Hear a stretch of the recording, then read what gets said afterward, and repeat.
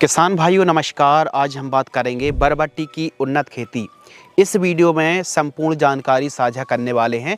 बरबट्टी की खेती कब और कैसे करना चाहिए। छोटा पैक, बड़ा धमाका, कम लागत पर अच्छा मोटा मुनाफा बरबट्टी देके जाने वाली है। लेकिन सही समय पर सही वैरायटी को यदि आप लगाएंगे और सही दवाइयों का स्प्रे करेंगे, टाइम टू टाइम बढ़िया पोषक तत्वों का बढ़िया न्यूट्रिशन मैनेजमेंट करेंगे, तो हमारी बरबट्टी की फसल की उपज भी अच्छी आएगी, क्वालिटी वाली उपज आएगी और पैदावार में वृद्धि होगी, मुनाफा काफ़ी अच्छा होने वाला है।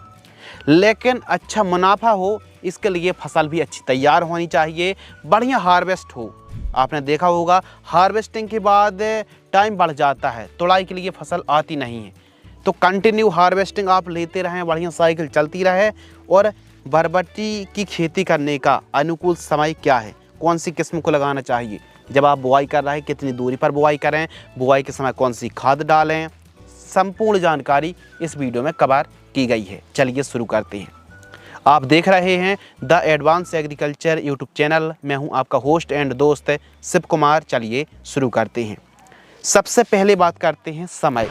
तो बरबट्टी की खेती 12 महीने आप खेती कर सकते हैं। आज के समय आप जैसे गर्मियों पर बरबट्टी को बेचना चाहते हैं तो आप जनवरी महीने पर, फरवरी महीने पर आप बरबट्टी को लगा सकते हैं। अभी भी बढ़िया टाइम चल रहा है। बरबट्टी एक ऐसी फसल है, कम लागत पर लंबी अवधि वाली फसल मानी जाती है। लंबे समय तक बरबट्टी चलती है। बढ़िया आप खाद, दवाई और सिंचाई टाइम टू टाइम करते रहेंगे तो लंबे समय तक पैदावार इससे फसल से निकालते रहेंगे। तो ऑलमोस्ट हर एक महीने बरबट्टी को लगाया जा सकता है। आप दिसंबर से लेके जनवरी फरवरी महीने पर आप लगाएंगे तो सर्दी भर चलेगी और गर्मी तक चलने वाली है। वहीं बरसात के लिए आप सितंबर, अगस्त सितंबर महीने पर, खासकर अगस्त सितंबर महीने पर आप बुआई कर सकते हैं। बरबट्टी की कौन सी वैरायटी लगाना चाहिए। तो बरबट्टी की आप YB7 जो सिजेंटा कंपनी की आती है, YB7 को आप लगा सकते हैं। BNR की काशी कंचन को लगा सकते हैं। यूनिसेम की किरण के नाम से आती है। अंकुर की केतकी के नाम से आती है। इन वैरायटियों को लगा सकते हैं। और जब आप खेत की तैयारी कर रहे हैं तो बढ़िया खेत की तैयारी करें। 1 से 2 बार कल्टीवेटर चलवाएं, मिट्टी को अच्छी भुरभुरी करा लें। दोमट भूमि बरबट्टी के लिए काफ़ी उपयुक्त मानी जाती है। और जब आप बुआई कर रहे हैं तो उस समय बेसल डोज में कौन सी खाद डालनी चाहिए ताकि ग्रोथ अच्छी हो, बढ़वार शानदार हो और फसल हरी भरी रहे। बेसल डोज में DAP लेना है 35 किलोग्राम, MOP 25 किलोग्राम और गोबर खाद थोड़ी बहुत 1-2 ट्राली है तो इसका इस्तेमाल भी ज़रूर कर लेना अच्छी पैदावार के लिए। तो 1 एकड़ में जब आप बुआई कर रहे हैं तो इन खादों का इस्तेमाल ज़रूर करें अच्छी ग्रोथ, बढ़वार और शानदार जर्मिनेशन के लिए। तो ये तो बात हो गई बेसल डोज। अब कितनी दूरी पर लगाना चाहिए। तो आपको पौधे से पौधे की दूरी 2 फीट और लाइन से लाइन की दूरी 3 फीट रखना चाहिए। 1.5 इंच गहराई पर आपको बुआई करनी चाहिए। इस प्रकार आपने बुआई कर दी कि बरबट्टी पर हल्की हल्की सिंचाई करें और कम से कम 15 दिन से लेकर के 45 दिन के बीच में एक निराई गुड़ाई भी आप कराते रहें। साफ सफाई अच्छी रखें, खरपतवार नाशक का स्प्रे ना करें, निराई गुड़ाई अच्छी रखें। और निराई गुड़ाई करेंगे तो फसल की ग्रोथ भी शानदार देखने के लिए मिलती है। तो बीच बीच में निराई गुड़ाई बहुत ज़्यादा ज़रूरी है।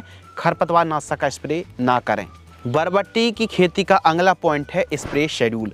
बरबट्टी की फसल पर लीफ माइनर, फली छेदक सुंडी का प्रकोप सबसे ज़्यादा होता है। फली छेदक इल्ली का प्रकोप खूब ज़्यादा होता है। सेमी लूपर्स है, लीफ स्पॉट है, रस्ट है, ब्लाइट है, झुलसा जैसी अलग अलग प्रकार की बीमारियों का प्रकोप होता है। तो चाहे सफ़ेद मच्छर हो, माइट्स हो, थ्रिप्स हो, मोइला हो या फिर फंगस कीट, किसी भी प्रकार का प्रकोप है, किसी भी कीटों का प्रकोप है तो 3 से 4 स्प्रे शेड्यूल साझा कर रहे हैं जो सब एक से बढ़कर एक हैं और बरबट्टी में लगने वाली विभिन्न प्रकार की बीमारियों को नियंत्रित करती हैं। पहला स्प्रे कब। बुआई से 20 से 25 दिन की आसपास की जब हमारी फसल हो तो इस समय सिमोडिस आपको लेना है 24 ml, बायोबीटा 40 ml और टाटा की ताकत फंगीसाइड 40 ग्राम 15 लीटर पानी में घोल करके स्टिकर मिला करके स्प्रे करें शाम टाइम। दूसरा स्प्रे 35 से 40 दिन की फसल होती है। एमामेक्टिन बेंजोएट 10 ग्राम पर्याप्त है। रोगौर जिसमें डाइमेथॉयड 30% EC है 25 ml। Z78 आपको लेना है लगभग 30 ग्राम के आसपास 15 लीटर की दर से घोल करके स्प्रे करें। तीसरा कॉम्बिनेशन है 55 से 60 दिन की फसल होती है। मोवेंटो एनर्जी जो कि मकड़ी नाशक भी है और कीटों को भी नियंत्रित करेगी, 25 ml Movento energy. Profex super 25 ml और ईसेबियन जिसमें अमीनो एसिड है टॉनिक है 25 ml। तो इनको मिक्स करके स्प्रे करें और डोज 15 लीटर की दर से हैं।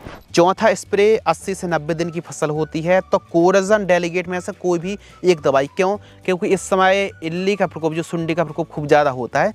यदि आसानी से कंट्रोल ना हो तो कोराजन 6 ml या फिर डेलीगेट आपको लेना है 18 ml और इसके साथ M45 से 40 ग्राम कासुगामाइसिन आपको लेना है 25 ml।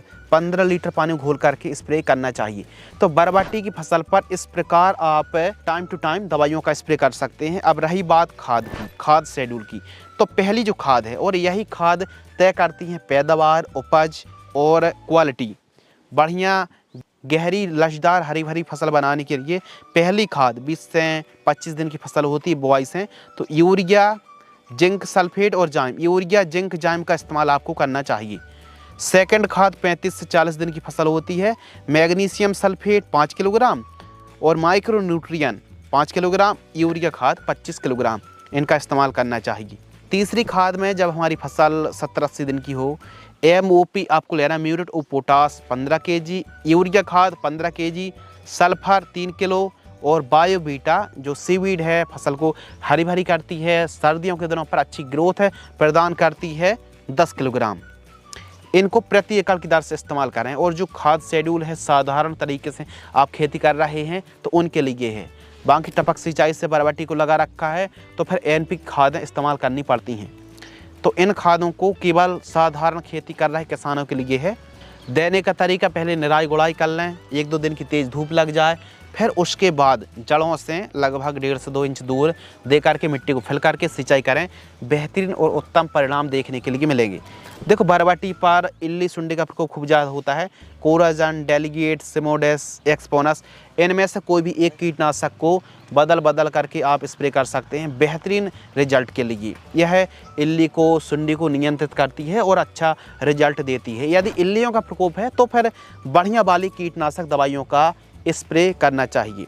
तो इस प्रकार हमारे किसान भाई बरबट्टी की खेती करते हैं तो अच्छी कमाई भी कर सकते हैं, ज़्यादा लागत नहीं लगती है, लेकिन मैनेजमेंट अच्छा रखेंगे तो पैदावार अच्छी मिलने वाली। पीला और नीला ट्रैप भी लगाना चाहिए जिससे थ्रिप्स है, सफ़ेद मच्छर, इनका कंट्रोल अच्छा मिलता है। और बीच बीच में गेंदे की 2-4 लाइन भी लगाना चाहिए। सिंचाई हल्की हल्की करें, हैवी सिंचाई ना करें, हल्की हल्की सिंचाई करेंगे, खुला हुआ पानी देंगे तो रिजल्ट आपको अच्छा देखने के लिए मिलेगा। तो हमारे किसान भाई इस प्रकार लॉन्ग बीन्स फार्मिंग यानी बरबट्टी की उन्नत खेती करके अच्छी कमाई कर सकते हैं। अब इस वीडियो से जुड़े कोई भी आपके मन में डाउट्स हैं, कोई भी सवाल है, कोई फीडबैक है तो कमेंट सेक्शन खाली है, हमें आपकी प्रतिक्रिया का इंतज़ार रहेगा।